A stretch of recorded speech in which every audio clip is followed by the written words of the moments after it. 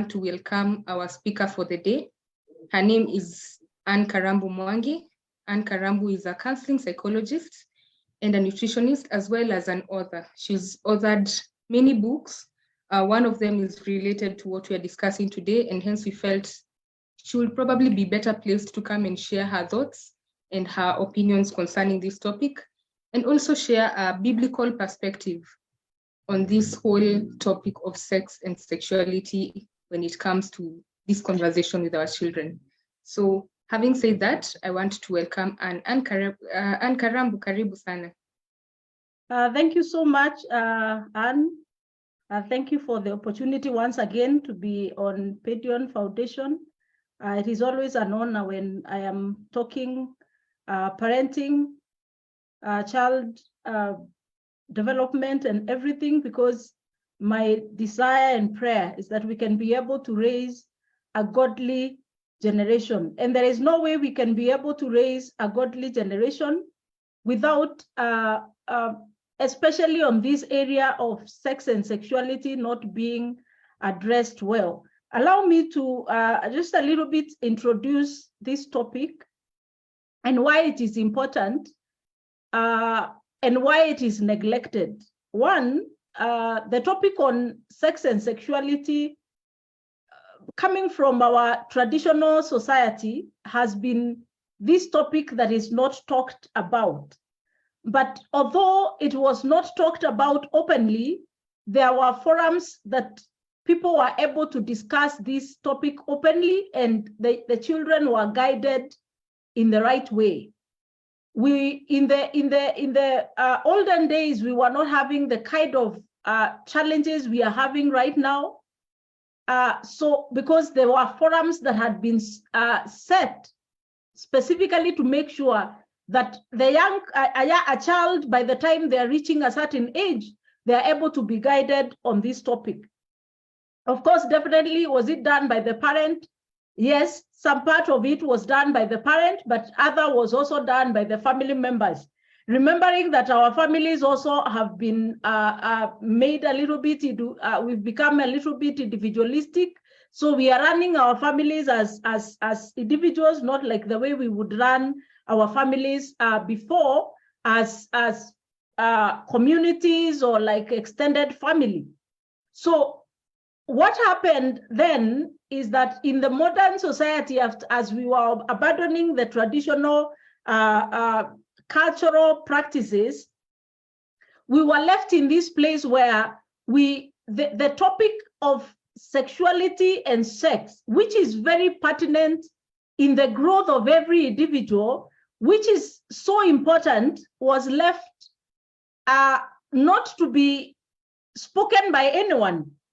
Of course, you hear the parents say it is the teacher who is supposed to guide the child. You will hear, of course, the teacher also bringing it back to the parent, and they're like, you're the one supposed to be guiding the child. So what has happened to our society is that the child has been left in the middle, not really knowing who they should get this guidance from. And because it is an information that has to be gotten, because it's a developmental stage of a child or an individual, whether we have structures that guide us or we don't have them, the child is going to get this information. So what has happened to our generation is that we are getting wrong information about our sexuality. We are getting wrong information about what sex is.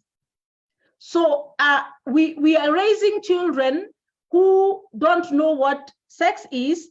And unfortunately, we have parents also who, because they were not guided by anyone, they equally do not know how to handle the topic of sexuality. So no wonder then we are having all manner of challenges that we are facing. I'll just mention a few that we are dealing with in our society today. We are dealing with, of course, early pregnancies. We are dealing with issues of sexual orientation, where a child does not really know who they really are. We are having issues of course, the big topic of LGBTQ, which to me is again an issue of sexuality that has not been well explained by the right people. Then we have brokenness in families that has been caused by the very same problem of unmanaged sexuality, because we are having teenagers who begin being sexually active when they are very young. And then by the time they are getting married, we are telling them that now you're supposed to remain faithful to one husband. It is not possible, because this child from the age of 13, 10, they had already begun being sexually active. And by the time someone is getting married, they're broken. No wonder then we are having challenges of dysfunctional families. We are having a challenge of issues of a lot of brokenness in the society, which has been caused by this topic not being spoken and talked about at the right time and with the right content.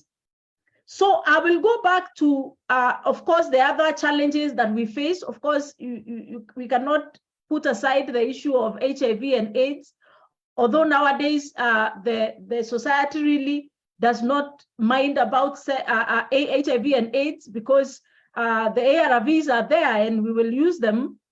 So our young people nowadays are more concerned whether I'm going to get pregnant than they are concerned about being HIV positive.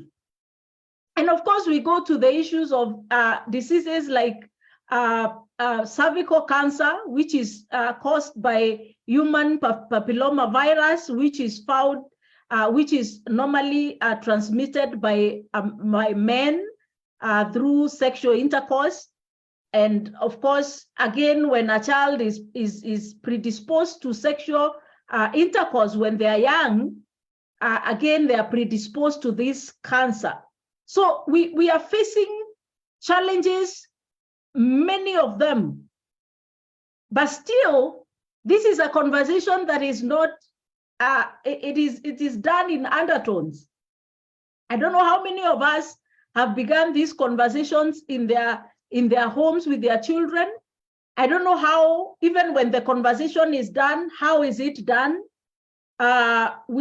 Sometimes we still use the myths that we used to use during our time, which don't apply in this time. And our children end up not understanding. Again, another challenge is technology. Of course, you hear many parents talk of hide the phones, let them not be exposed. But one of the things that clearly is not working in this time is whether you hide the phone of your child in your home, that the child of the neighbor will have a phone. The house help that is in the house will be having a phone. In school, many schools are using computers and everything. So, although we want to use those measures as ways of guarding our children, we cannot go away from the point of information on sex and sexuality. I don't know why it went out this way, but just into this week, I think I have talked to several parents who are procuring abortion on their girls less than 15, 16 years, because the child got into these sexual relationships and they're pregnant, and the parent does not know what to do with a 15-year-old who is expectant. You look at the trauma involved in the future of that child, you look into the implications, the health implications. Of course, you hear the conversation of even using contraceptives. I know this is a conversation that is happening in our times. We have so many parents who have put their girls on contraceptives. Those that have not been put on contraceptives are using what is this one called? The morning after, the P2. So our children are using contraceptives, our children are procuring abortion, our children are engaged in active sex, our children are being oriented sexually. So how do we begin this conversation? How do we then make sure that we are not just worried? Because I feel like as parents, we've been left in this place where we are just worried about our children. And sometimes we do very crazy things in the name of being worried about our children. Some of us will close our children in. Some of us will hide those phones. Some of us will beat the children. Others will take them to the police. And all these measures, sometimes I see as if they're doing more harm than good to the child. The underlying factor remains information. The underlying factor remains empower your child with information. Research shows that a child who has been given sexual education by the parent is less likely to begin sexual relationships early. But of course, I know even from out of this meeting, some of us will go wondering, am I not exposing my child too much? Am I not giving them too much information? By the time we are done with our conversation today, which I want to really narrow down so that we can be able to have a session of questions, we realize that if we were to go stage by stage and make sure at every stage of their growth, the conversation is age appropriate, we will be able to empower our children and they will be able to make the right choices. Is virginity possible in our generation? Yes, it is. Is it possible for a young person to remain sexually pure as in accordance to God's word? Yes, it is. Allow me to also go into the word of God and say that the topic of sexuality and the distortion that has happened on it is the very act of the enemy. It is an attack on the family. The moment the topic of sexuality has been distorted, a generation is messed up. The moment I have already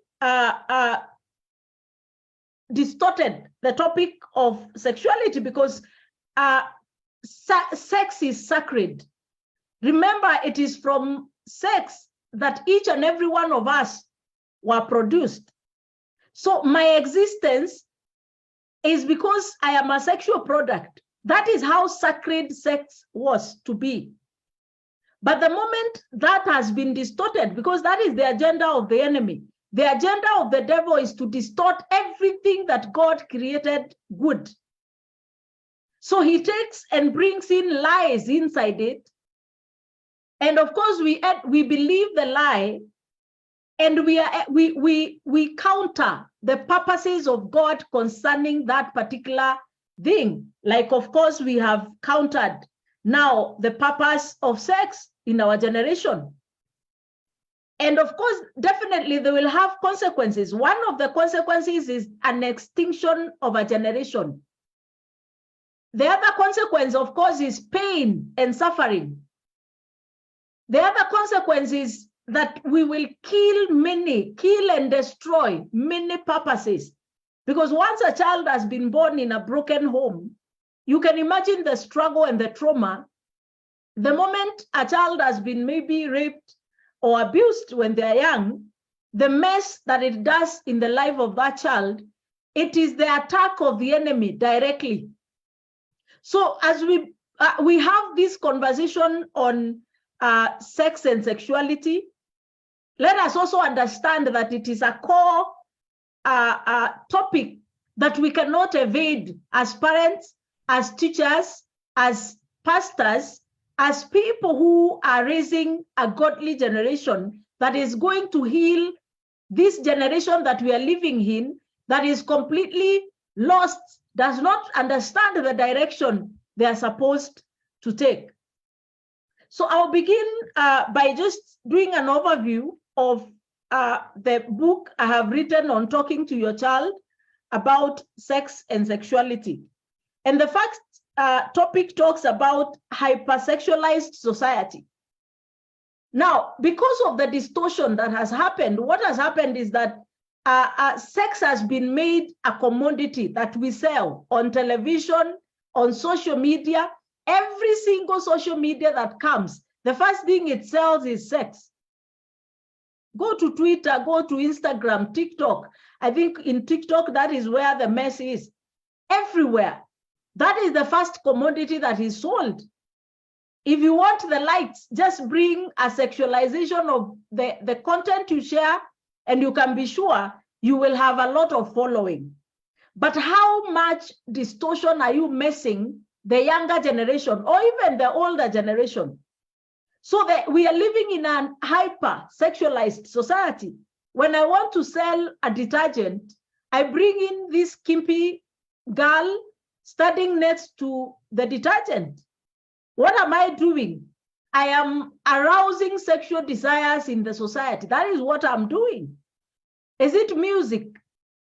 Look at the kind of music that is being listened to today. Sometimes I listen back and I'm like, I wish we can go back to the 80s when we would listen to Zilisopendwa. They were nice songs. People were not naked. But nowadays you cannot sit and listen to a secular music because everyone is literally naked as they dance to the song. It is a way of still making sure that all that people think about is the distortion of sex.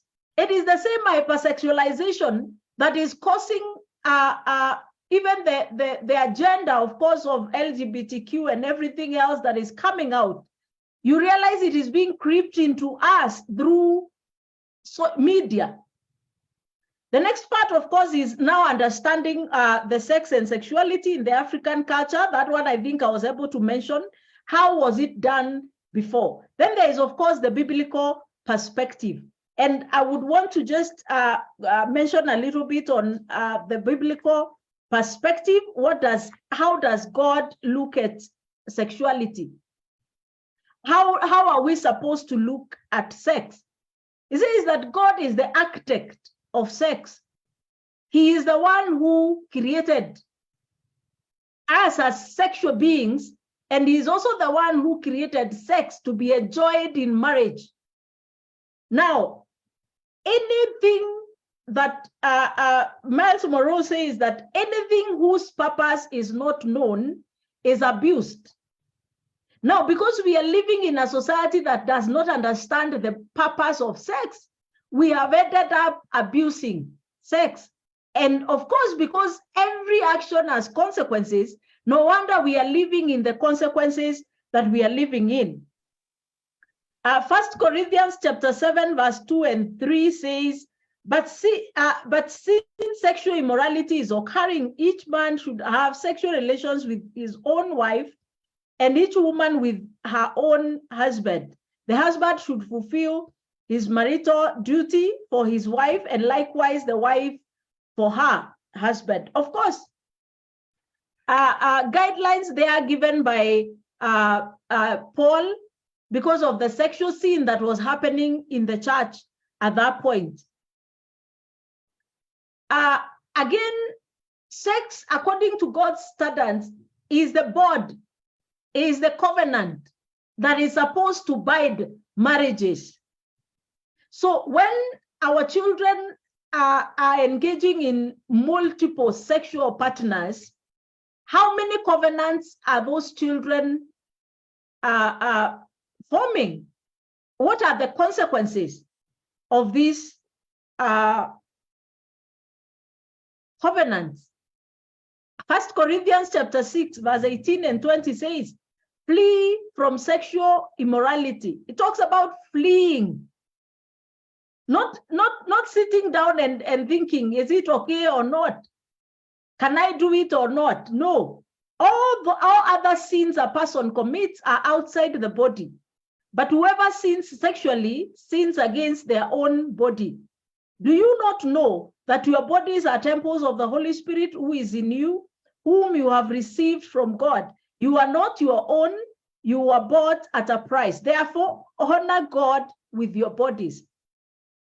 Allow me to say that the commandment on fleeing sexual sin, I normally say it's like the traffic rules, the way we find the red and the green.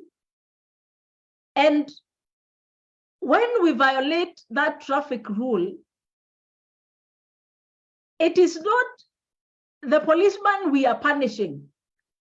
We punish ourselves.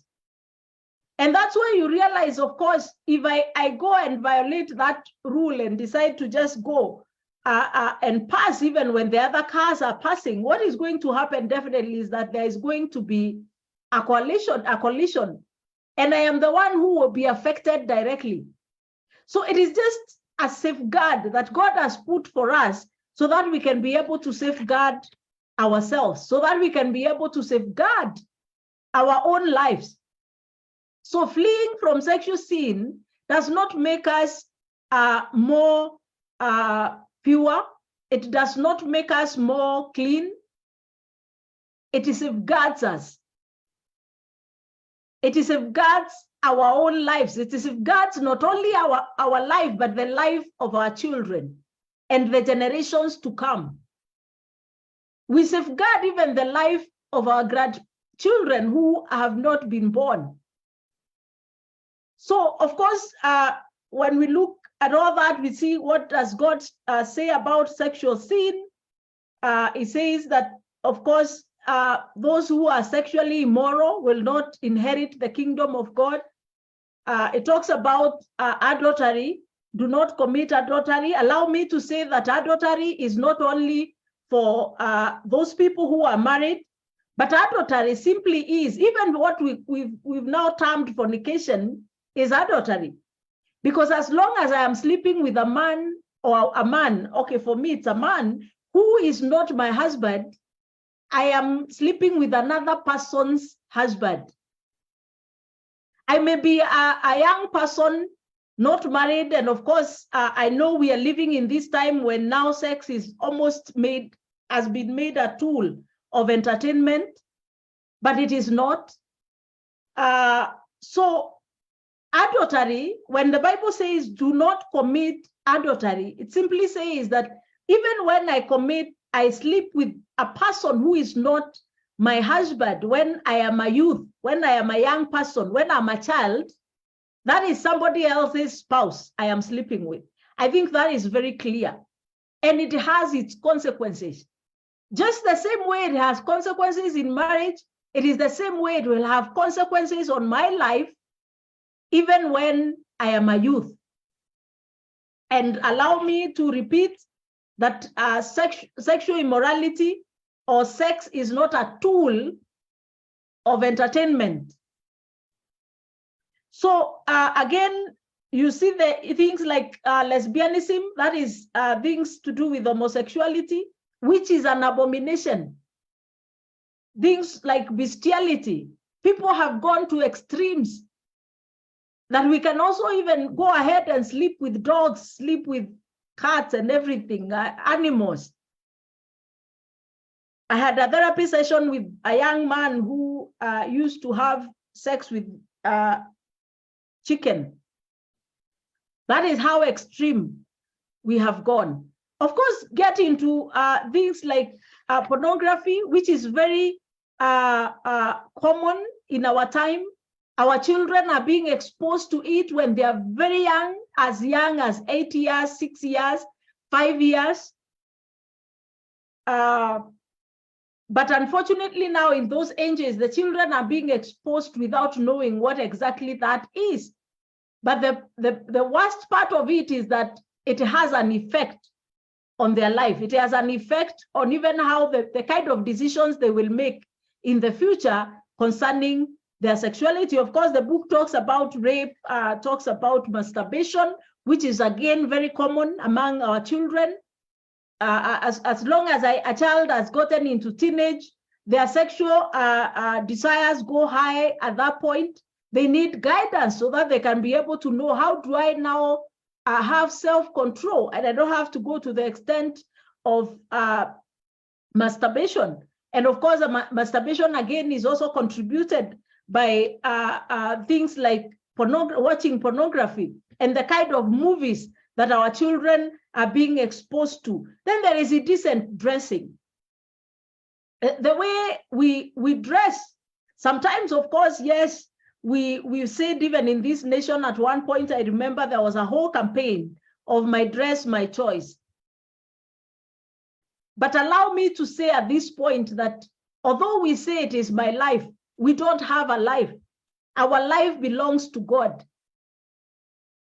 We are supposed to live life in the standards of God. What does God require of us? If my dressing is going to cause harm to my neighbor, however good I look, however nice I feel about it, I am supposed to mind about that neighbor. The more I expose myself, I call them the erotic areas. The more I expose them, what message am I giving to the world? What am I telling the world? Of course, these are conversations. I know sometimes we don't want to talk about them, but these are conversations we have to talk with our children.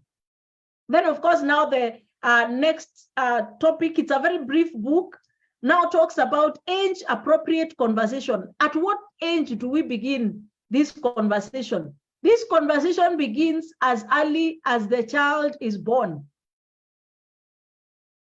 As we massage, as we wash our babies, we should not touch the genital areas looking like we are trying to stimulate them.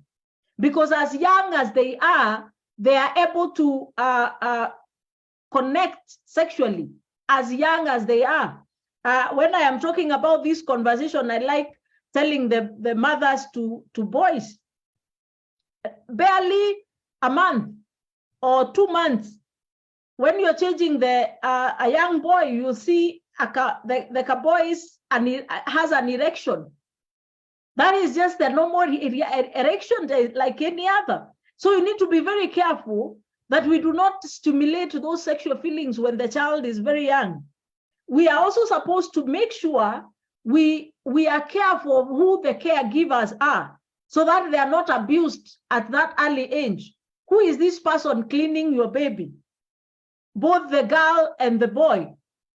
Because when those sexual desires are aroused when the child is young, of course, we are exposing them. But because we are talking about having a conversation, our conversation should begin immediately the child is able to hear and understand what you're saying. The conversations like guarding them from taking off their clothes. Sometimes they want to take off their clothes and you see them touching their genitals. You are supposed to tell them that is wrong. Don't do that. And don't beat them. When we beat them, we are telling them that those areas of their lives, the hands, the face, and the nose, and every other part of the body is good, but the genital areas are not parts that are supposed to be touched. So don't beat the child because you saw them touching their genitals. Just tell them that is not right. Don't do that.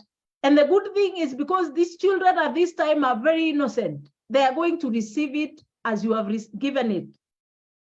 Of course, around that age, again, you see the child would want to try, maybe if you're watching movies of kissing and everything, you will see the child wanting to kiss. Unfortunately, I see parents even share on social media when their children are kissing, the younger ones, as young as 2-3 years. That is wrong. We are exposing the child to wrong, we are arousing their feelings when they are young. And allow me to say that those erotic areas are active even at that young age. So if you see your child trying to kiss another, please tell them no and guide them on who they should allow to kiss and who they should not allow to kiss them. Then, of course, we get to, from now, I said that is up to age 2. That is the kind of conversation. Remember, we are talking about our sexuality. 3 to around 5 years, this is a preschool. This child is already in school.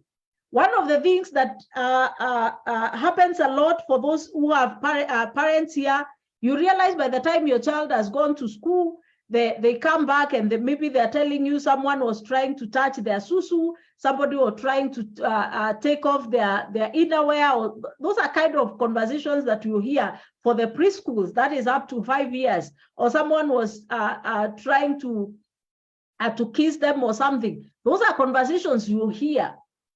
Now, before the child gets to school, begin a conversation, allow them to understand why they are boys, and to love themselves as boys, and not to desire to be like a girl. Avoid also at this age dressing a child like the opposite sex, because that is where now the confusion begins. I know, of course, as parents, we have these desires that we have of having maybe a baby of a certain gender. And sometimes because we got a child of a certain gender that we did not want, we now raise the child in the gender that we had wanted. So maybe like you wanted a boy and you get a girl, you start dressing them like a boy because you had wanted a boy. That is wrong. You're already messing with the awareness or the personality of that child as they're growing. So the child should be able to love themselves as boys. They should be guided to love themselves as girls and appreciate that person as a child. And of course, we go to things like even trying to teach them through the word of God that we are fearfully and wonderfully made in the image and likeness of God. So again, this is a conversation where also you tell them not to be touched, the private parts, by anyone, including family members. You know where you put the boundaries, but as much as possible, leave it to only father, mother. That they are the only ones who can be able to access those private areas. And this is where, of course, you realize in preschool, the children are taught, these are my private parts. It is that song should not only be sung in school. It should begin at home. The child should be able to understand there are areas that are private to me. I cannot just expose them to anyone. The girl should be taught how to sit down, wear their innerwears properly, and make sure that they are not exposing themselves. And in case anyone touches them, they can be able to now come and tell you because you had begun the conversation with them. 6 to 9 years already. By this time, even if you are expectant, the child will start asking, why is your belly big? So you can begin the conversation of a baby, where a baby is found, without putting too much information. Just make sure that you give information that can be consumed. Avoid lying to the child, because you will cause confusion and distortion. I know we were told they are bought in the supermarkets and everywhere, but that one has a challenge because we distort them. When they grow older, they feel offended that you as the parent lied to them. And that's why you realize when they find people who are able to tell them the truth, they will listen to it and they will buy to that which they are told by that other person because you never told them the truth. So at this age, we are talking of all the conversation all the way to how a baby is born. For the girl, she needs to understand everything about their menstrual periods, because by the time from the age of 9 nowadays, the children are already beginning menstruation. So the menstrual cycle, the child is supposed to understand and know what it is and why they are menstruating. Please don't tell them that blood is going to come out, because sometimes they may feel that they are almost going to die. So let it not be that. Try as much as you can. Use a language that your child will be able to understand, but explain menstruation. Again, teach them to appreciate that process of their life and know the benefit of menstruating, so that, again, they don't start hating themselves. One of the things that is deviating many young people into even wanting to change their gender is that part of menstruation, because the child has been taught to believe that this is a bad thing. And of course, because it is not pleasant, menstruation is not pleasant. So when the menstruation comes, the child is like, I wish I was a boy. I would not be suffering the way I am suffering. Let the child understand that this is a stage in their life that is preparing them to become mothers. Go through the whole process. If you cannot be able to do it, please go online, get information, guidelines on how to guide your child at that age. I am talking about 6 to 9 years. This is a grade 1 to grade 3. Because by the time they're in grade 3, some already will be menstruating. Please don't wait until the teacher is the one teaching. I am saying this because I have done it in schools, and you ask children and they're like, they have never heard that. We literally go to guide them on how to use the pad. They have never seen it. They don't know what it is. The parent has never shown them. And by the time we are doing this, some have already begun menstruating. And of course, because you'll be discussing the topic of menstruation, now you have an opportunity of also talking about how a child is born and how a child is formed in the womb. 9 to 12 years, it is a pure conversation on sex and sexuality. The topic of, now this is where we bring in the topic of the child being able to know who they are. Remember, they are finding themselves. This is the stage where most of them, if they're being diverted into the lesbianism and homosexuality and all those things, this is the time they might be exposed to this. So let them love themselves, know who they are, so that they are not told, you look like a boy, and the child is like, I think, by the way, I look like one. Somebody even tells them, look at your nose and how you cut your hair and everything. And they're like, yeah, I think so. I think even I talk like him.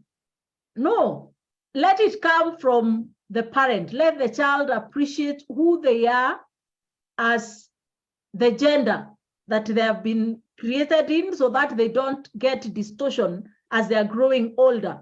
This is again 9 to 12 when we begin the conversation of boy-girl relationship. Unfortunately, the parents of today, we laugh it off. Even when a child comes and tells you that they're having a crush with a certain boy or a certain girl in class, we laugh it off. This is where it begins. If this conversation is not done, we are already exposing that child to distorted sexuality. Kindly, if you can be able to mute.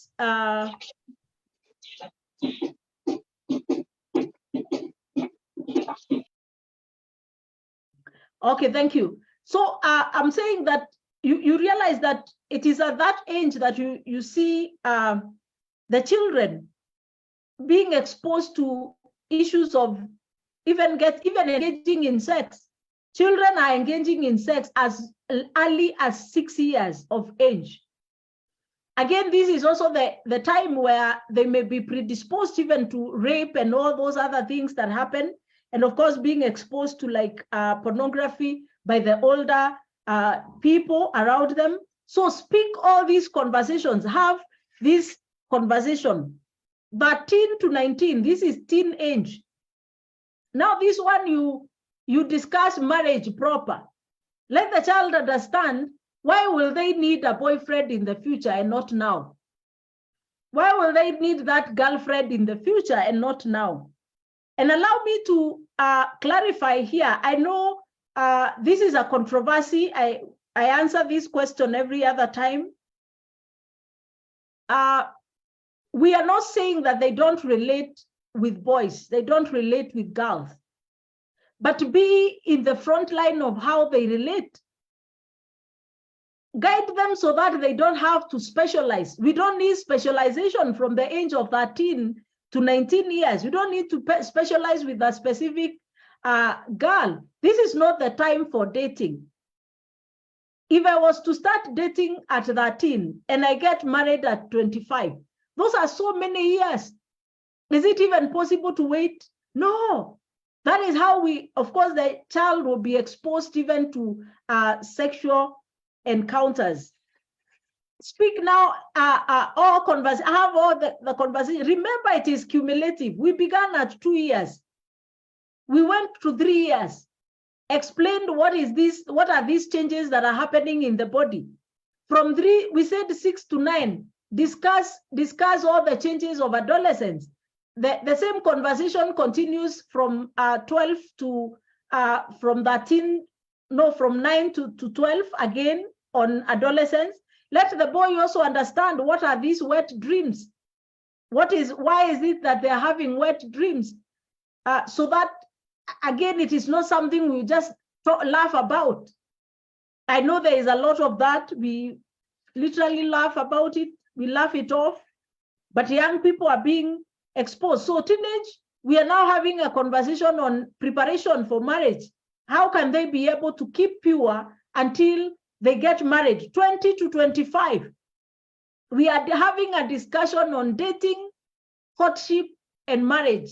It is the parent who is supposed to have this conversation. How do I know the right person? How do I choose the right person? When we go for a date, what is this that I am supposed to do? These conversations are supposed to happen from home. Unfortunately, of course, they don't. So yeah, basically that is in a nutshell the book, and that is the conversation that we are supposed to begin. I hope we may be able to answer a few questions that might have come in. But even as I said, as I was introducing, remember this is a topic that is very pertinent. As much as our children will pass their exams and get A's and straight A's, if we are having a child with an A in all their subjects, but they have had 5 abortions, who is that person? Who is that child? Definitely we will have a broken person. And that brokenness will be passed to the next person that they will live with. It will be passed to the children that they will raise. So as much as we are putting emphasis in getting and looking for money and looking for making sure that we are doing our best to give our children the best, let us also give them the best in the area of sex and sexuality. And the best cannot be procuring abortions. It cannot be giving our children contraceptives. No, we cannot be packing for our children. It is when they're going back to school in Form 4, in Form 1, and I'm also packing P2 for them. No, it can't be that.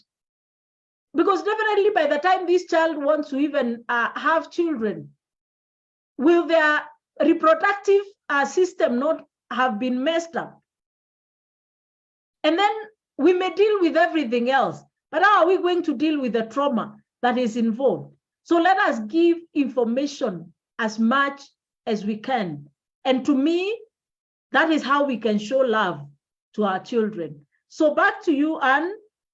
We see whether we have a few questions that we can be able to respond to. Thank you very much, Anne, for that enlightening session and conversation. We have a few questions. The first one, I think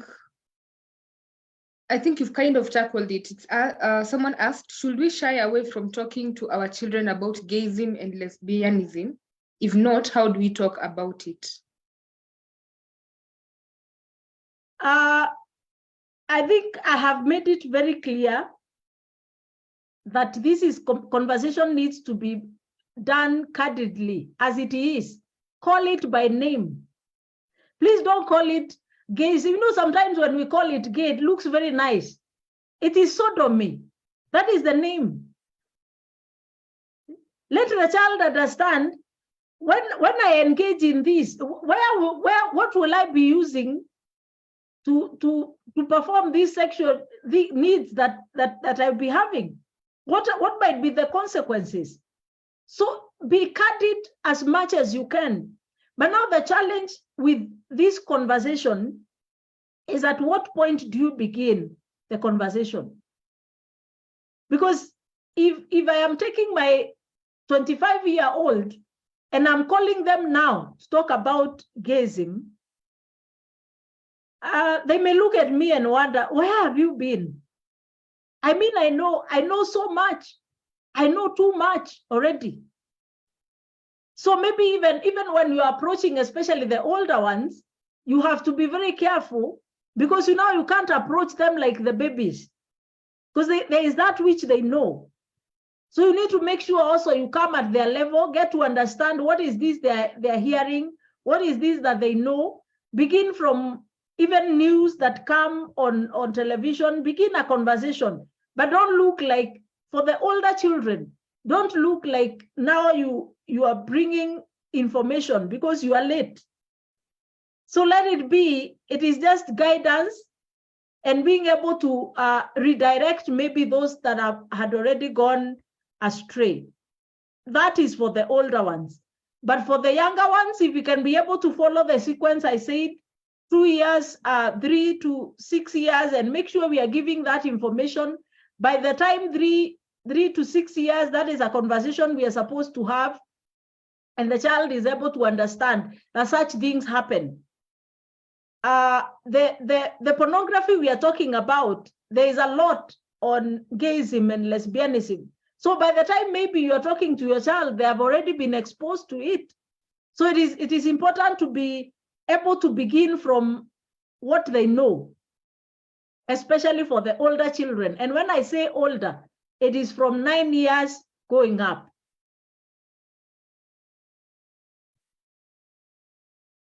I think that one is well answered. We have another.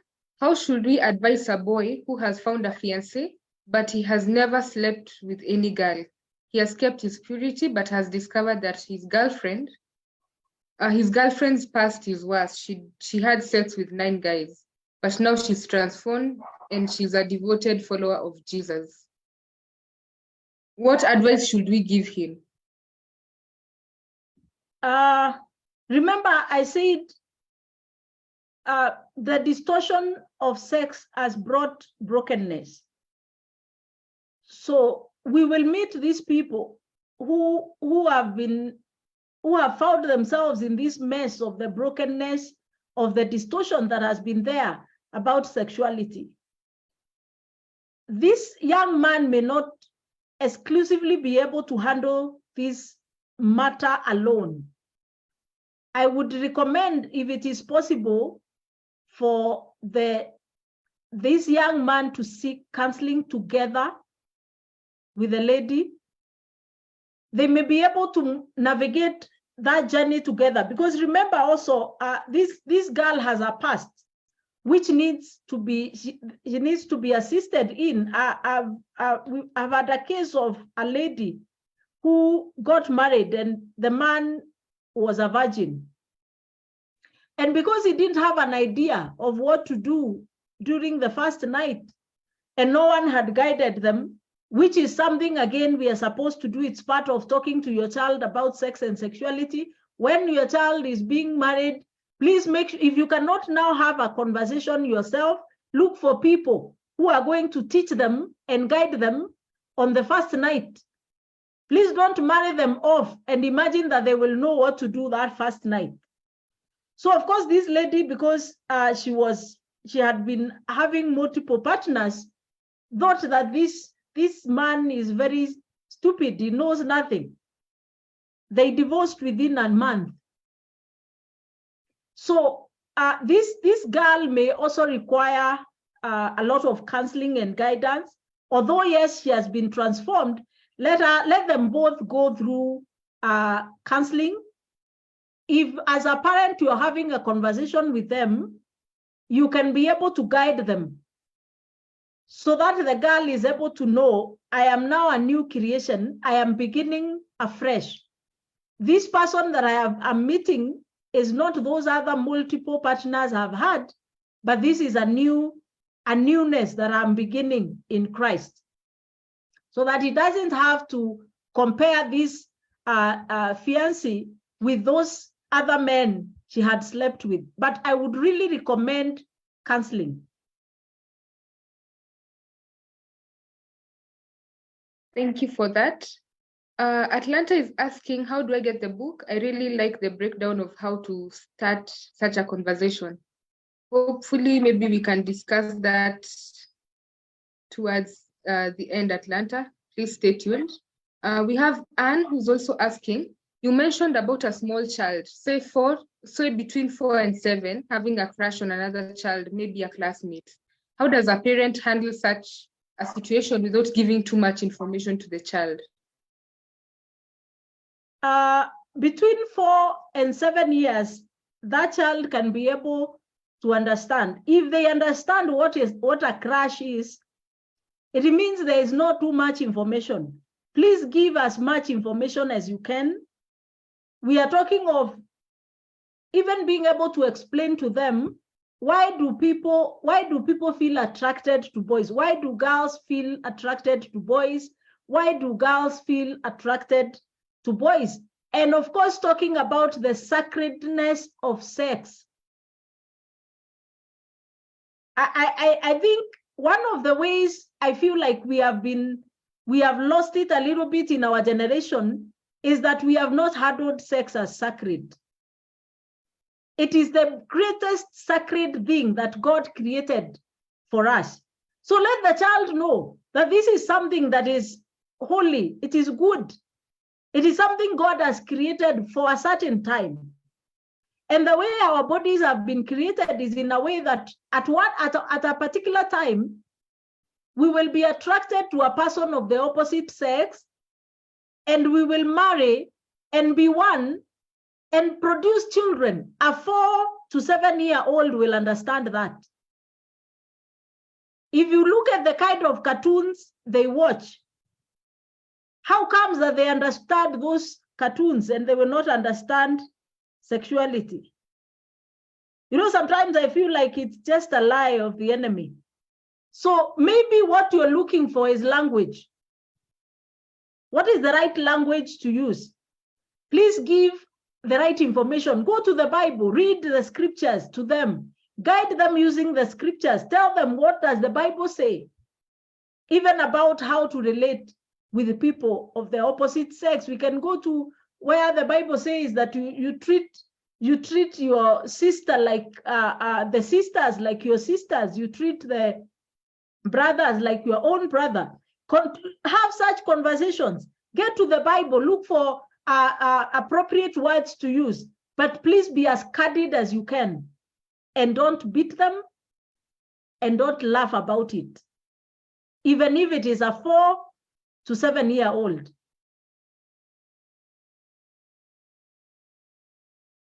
Thank you for that response. We have another asking, how can you reply to a reporter who asks whether you support LGBTQ and homosexuality if and answering no is hard? Of course, remember, these are choices. I would go the direction of brokenness of society. Because these are choices we have made because of brokenness. So I will talk about what I believe in and not impose my belief on other people. So I'll state my belief very clearly, but also make sure that I am, as a counselor, very accommodative of that person who is struggling with lesbianism and homosexuality, because they still need help. The people I have met, because I've met a number, most of them have gone through brokenness, the brokenness we are talking about. Some have been raped when they are younger, others it is abuse, others have grown up in broken homes. And because of that identity crisis, because of that lack of knowing who they are, they looked for an identity to identify themselves with. So sometimes, although we want to castigate these people, some of them, it's a cry. They are making a loud cry, including the very one that we have heard in our media the other day. I listened to his story and I was like, God, I wish I met this young man. So some of these things we are having in our society is brokenness. And those people also require love. They require the love of God. And there is no one God cannot transform. They are not the worst of sinners. Now the counselor and the elder is speaking. But that does not mean that we justify homosexuality.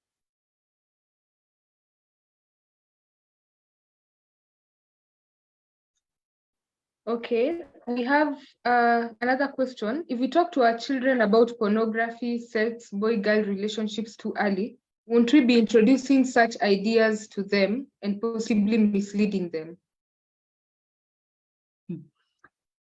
Wow, I like that. How early do you think, the one who has asked that question, how early do you think our children are being exposed to pornography? How early do you think they access pornography? I talked to grade 3s in a certain school. Grade 3 is 9, 8 years. And I remember I went around the class because I wanted to know, of course, even before I begin this conversation, am I introducing something they strange? So I asked them, what have you watched? What have you ever watched of this kind? The kind of stories I was given. Parents, okay, just holding your gadget, the gadget you're using, just go through it and tell me how many nude photos you're going to see in a minute. Our children are using Snapchat, our children are using TikTok. That is where the space they are in. There is a generation that was using Instagram. Our children are not there. They're in Snapchat and TikTok. That is where all the nudity of the greatest magnitude is. And I'm having a 3-year-old with a phone who I have never talked to about pornography. When they go through that TikTok account and they just find a nude photo or a pornographic video, who is going to explain to them what that is? So would you rather that they watch and know about it, or that you would have talked about it age appropriately, given them biblical foundation of that conversation, and guided them on how to handle it when they find it next time? There's one thing I have done. My children are between the ages now of 6 and 15. And I remember when they were younger, I was very categorical that there is no watching. Before they were born, I think they found me watching the soaps where there is kissing and all that.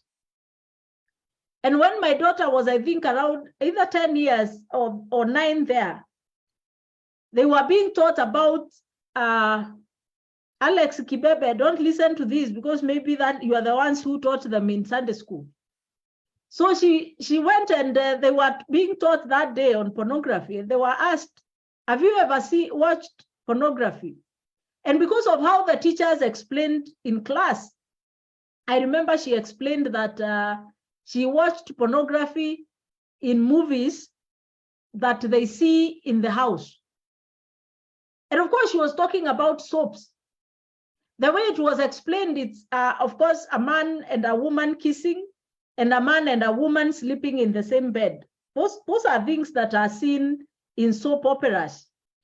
So the child was like, yes, they have watched. That is the last they saw of soaps in my house. So when the others were coming, she was able to be telling them bad, including secular music. So when somebody comes out and they're dancing like half naked and like those songs, they tell each other bad, and they don't watch. So the reason as to why it went, because when I got that information, I had to go and now have this conversation black and white. I had to explain pornography the way it is. By that time, I don't think I had written the book. So I had to have that conversation with my daughter.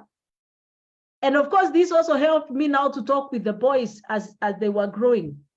So yes, I had better give them that information the way it is as me, than that child getting that information out there and it is not filtered. So allow me to say that we are not exposing them. In fact, that is the greatest fear of many parents. And for me, I somehow feel like it's even a lie of the enemy.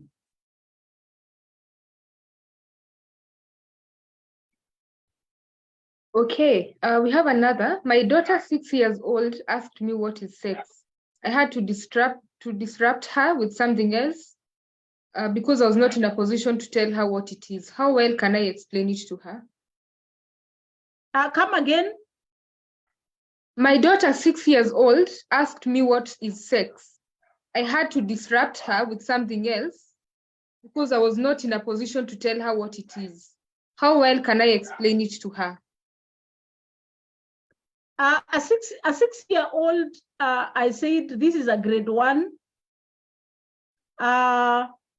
Definitely, you may not be able to use the graphics of explaining what sex is, but you can use words like it is when a man and a woman sleep together in the same bed, and not get into the details. And of course, a product of like a baby is formed. Again, don't get into the details. I know definitely at that age, they will ask you a lot of questions, but you can give information in small bits as they can be able to understand.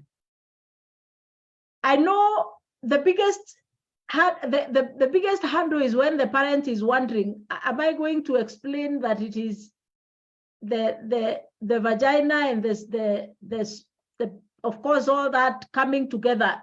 Those are conversations we have with the teenagers.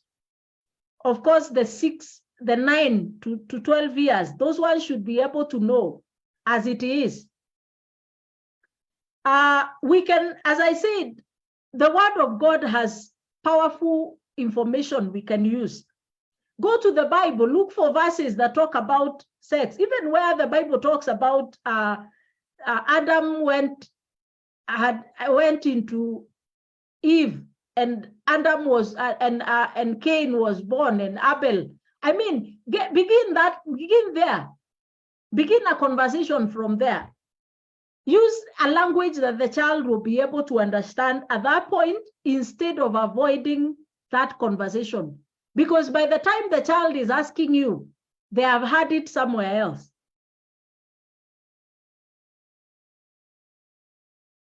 Thank you for that. Maybe I can answer Atlanta's question before we proceed with the next one. This is the book. I hope it's visible. It's written by Anne Karambu. It is available on e-copy and also on hard copy. You can reach out to her to get a copy. A copy goes for 500 shillings. I will give you the contact details in case you're interested, so you can reach out to Anne Karambu if you want an e-copy or if you want the hard copy. This is the book. It's called Talking to Your Child About Sex and Sexuality.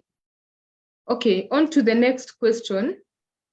Someone says there are backgrounds that teach pornography, that pornography is okay, especially for the married, for skills. Kindly guide on how to counsel such who are especially if they are Christians.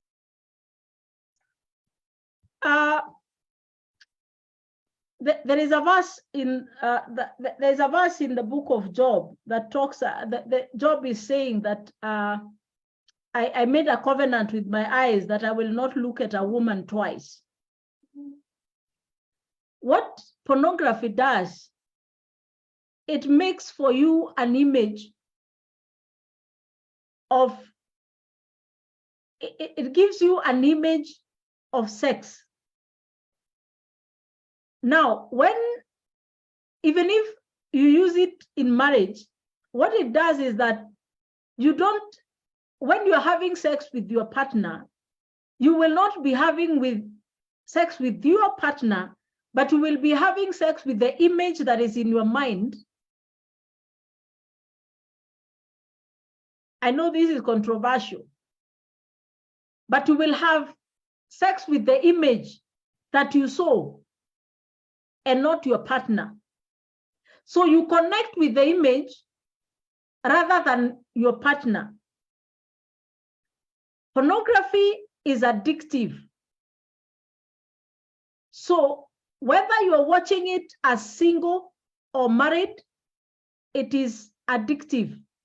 It is more addictive. In fact, the way it is gauged, it is almost the same in terms of addiction because of the hormones it arouses. It is almost the same as addictive as alcohol and drugs.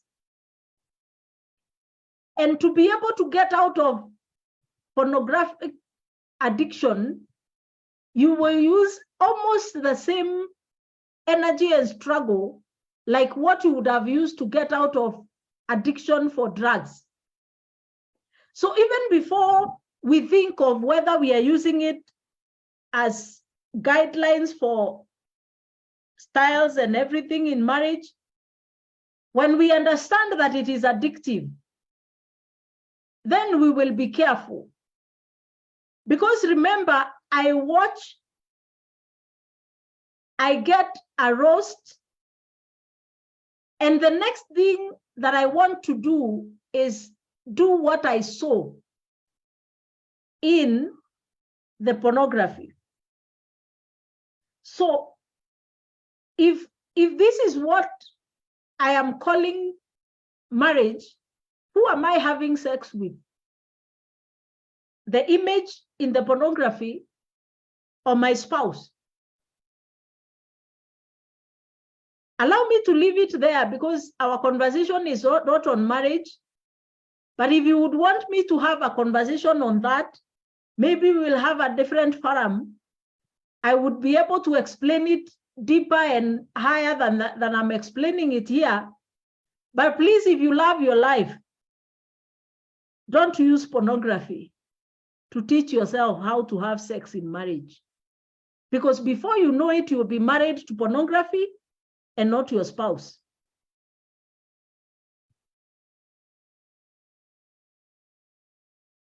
Okay, thank you so much for that, Anne. I think this is our last question. So as parents, we aren't supposed to kiss our spouses and sleep in the same bed. Isn't it better to explain what love is and differentiate it from pornography and sex? I think this was concerning a question. I think this was in response to the question, about the aspect you brought in about your child coming home and asking and talking about soaps being pornography. I think that's where this person is coming from. They're asking, so as parents, we aren't supposed to kiss our spouses and sleep in the same bed. Isn't it better to explain what love is and differentiate it from pornography and sex? I'm sorry, that is how it came out, but that is not what I was saying. I said you watch videos of people kissing and people sleeping together. Videos, not husband and wife.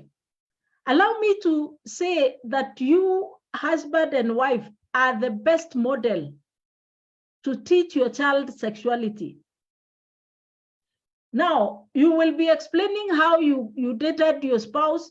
You will be explaining how they were born. You will be explaining what sex is because they see you sleeping in the same bed every other time. And also explain to them why they cannot sleep in the same bed with other people, it is because they are not married. But me and your dad, we are married. That's why we sleep in the same bed. Let them see you holding hands. Let them see you kissing. Let them see you loving on each other, so that they can be modeled for how a marriage is run. You will not be exposing them to anything. Of course, what you shouldn't allow them to see is you having a sexual relationship. Definitely, that is on the extreme. But let them see you expressing love on each other. Allow me to say that love is not sex. Please, as you are explaining sex, please don't use love to replace sex. Sex is not love. Many of our young people are being distorted, are being lost, because they are being told, to show me that you love me, you must do this and the other. And of course, the next thing they are being told is you must have a sexual relationship with that person to express love. No. It is good to make it very clear. And that when it comes from a parent, the best, because the parent will be able to explain that this is not what we call love. So sex is not love. Finally, this is from me. Could you kindly share your email address? I don't think I have it. Salem Consults. Salem Consult. Consults. Okay. Yeah, at Gmail. At Gmail. Or let me just write it on my. Okay, thank you for that. Thank you for staying with us till this point. I hope you have at least gained something from this conversation and your questions have been answered. So thank you very much for being part of us. If you've not left your email address, if you're not part of our mailing list and you've not left your email address, kindly feel free to do so that we can inform you about our future parental seminars. Thank you so much for being part of our conversation. Thank you for the Facebook crew and also for you who have been here with us here on Zoom. I would like to ask, I don't know whether Kagombe is around. Kagombe uko? I would like to ask my colleague Kagombe to pray for us in a few minutes. However, before that, maybe, Anne, do you have a parting shot? What's the Facebook Live page? Our page is called the Pedion Foundation. Sorry. I wish we would hear, even if it's a feedback from one of the listeners. Okay. Anyone who would like to give us feedback, feel free to just maybe raise your hand and then unmute yourself.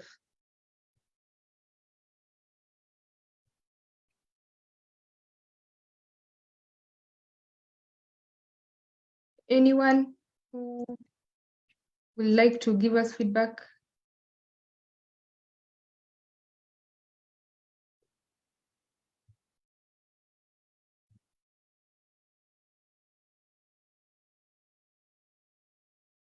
Atlanta, yes, please.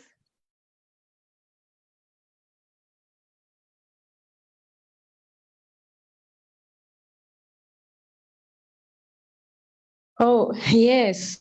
I hope you can hear me. Yes, we can. Oh, good. So I'd like to comment that this is a very important topic. I know it was probably targeted to parents, but I'm not yet a parent, I'm a teacher. I have logged in because of the kind of things that I've seen children experimenting with. So even as there was a person who was saying, I don't know at which age is young, what. The children I have in my class are 4 to 5 years old, and you'll be amazed at the kind of information they have about sex. My God.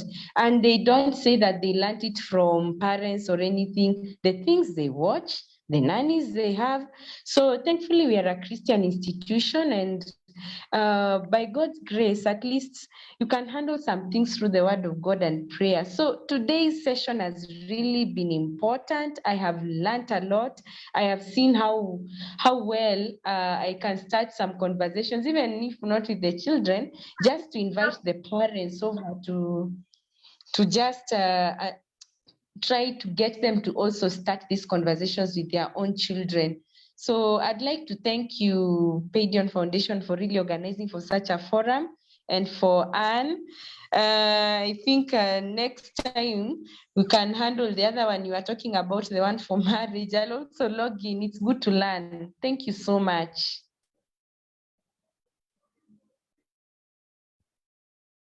Asante sana, Atlanta. We've got feedback also from Facebook.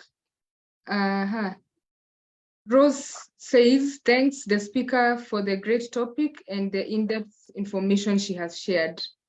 That is Rose from Facebook. I think maybe, do you have a parting shot, Anne, before we conclude with the word of prayer?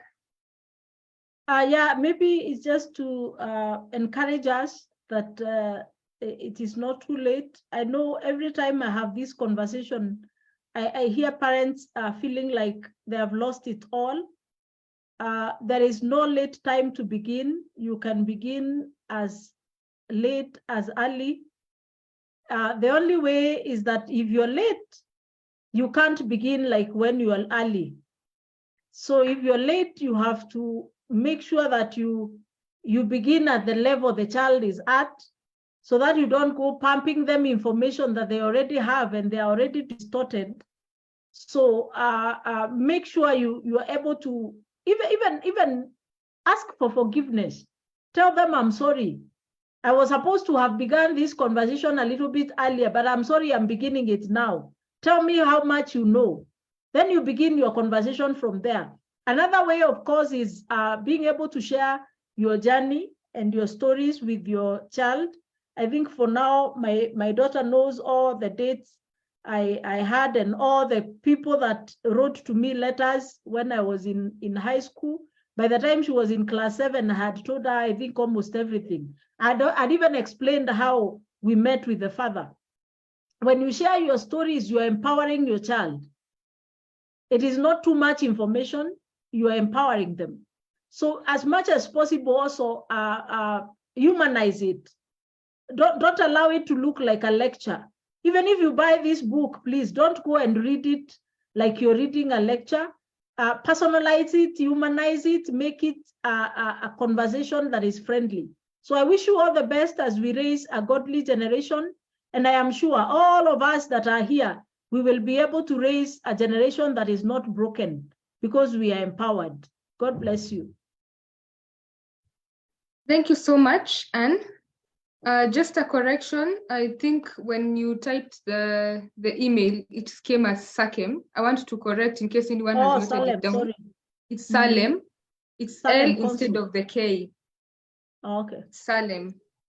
Then we also have one more feedback. Thank you for organizing this talk. It is important we discuss this. Thank you so much, Ndugwisi. I hope I pronounced that well.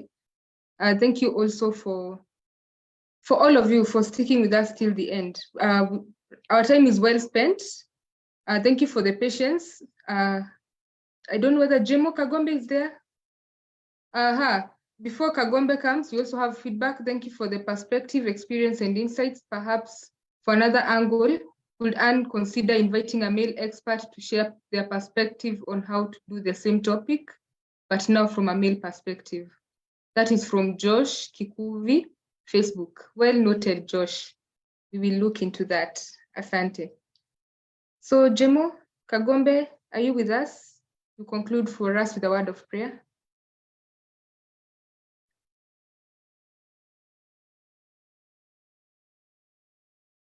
I don't know whether he's here.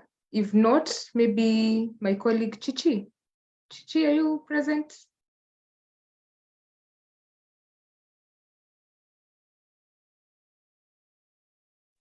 Yes, I'm present. Will you kindly conclude for us in a word of prayer? Okay. Let's believe and pray. Heavenly Father, in the mighty name of Jesus, we come before you this night, Lord. Thank you for today. Thank you for allowing us to have this conversation. Thank you for everything that we've shared, that Anne has shared. Lord, I pray, Lord, that may we use this information to help our children and the children that you've entrusted to us, Lord. May you continue to lead us and guide us even as you talk about sexuality, because it's a difficult topic, but I know with your help, you're going to help us. Thank you for Anne. Thank you because she's given her time to speak to us, Lord. I pray that may you bless her. May you continue to give her the grace, and may you continue to use her, Lord. Thank you so much for everyone who was able to attend. Thank you, Lord, and may you bless them. Thank you for Padion, and may you be with us even as we close the day. For it's in Jesus' name I do pray and believe. Amen. Amen.